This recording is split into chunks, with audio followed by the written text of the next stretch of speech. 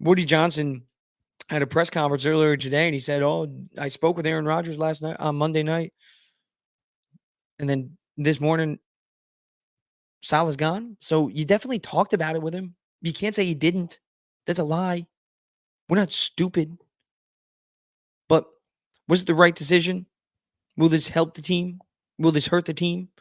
Especially going up against the Buffalo Bills Monday Night Football in a primetime matchup when whoever wins claims first place in the AFC East. I mean, we're going into a big game, and we're going to have Jeff Ulbrich as the interim head coach. All right. I mean, you know what? I think it's stupid. I think it is very stupid, stupid, stupid, stupid, stupid, stupid.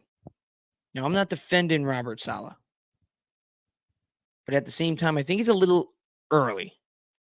I think we should have gave it one more week because I'm kind of thinking about it. Like, it's always easy to say Robert Saleh's got to go because he sucks as a head coach. He's terrible as a head coach.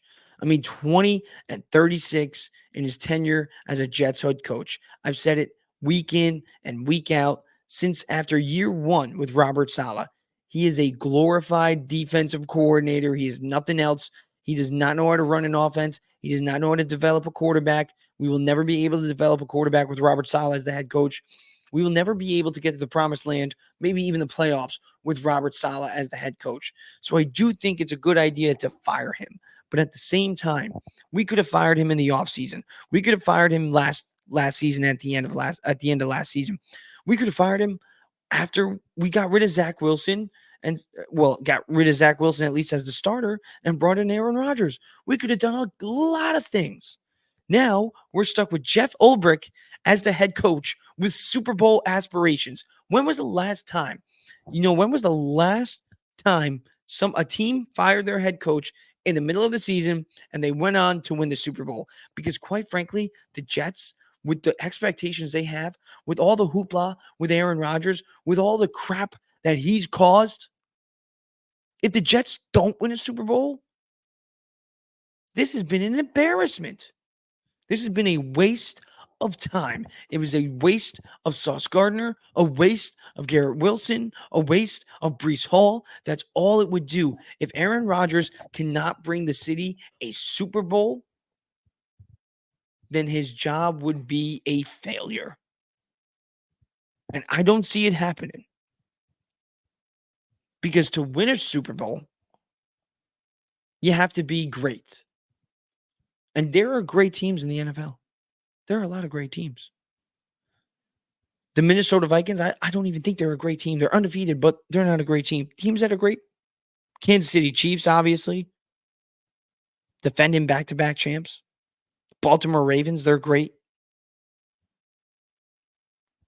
San Francisco 49ers, at least last year and a few years ago. This year, they're kind of struggling, but they'll definitely get going because they're a great team. Houston Texans, I mean, they're great. I don't even think we're on their level. And that's the sad part. That is the sad part. And if we lose this Monday, kiss this season goodbye. Because we ain't coming back from it. We ain't. It's just not happening. Bill Belichick's not coming here to save us. Mike Vrabel's not coming here to save us. We're finishing the season out with Jeff Ulbrich. And he's already making the same decision that Robert Saleh made. Nathaniel Hackett isn't going to be calling the offensive plays this week. It's going to be the tight ends coach. So Nate Hackett, why isn't he fired? If he's not even calling the plays, if he's not even doing his job, if the tight ends coach is taking over his job as the offensive play caller in a game where we could get first place claimed, then why is he still here? Fire both.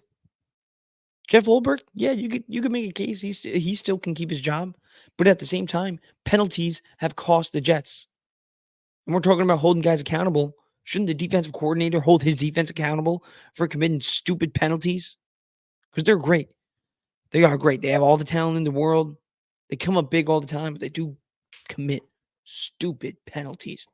And same with the Jets offense.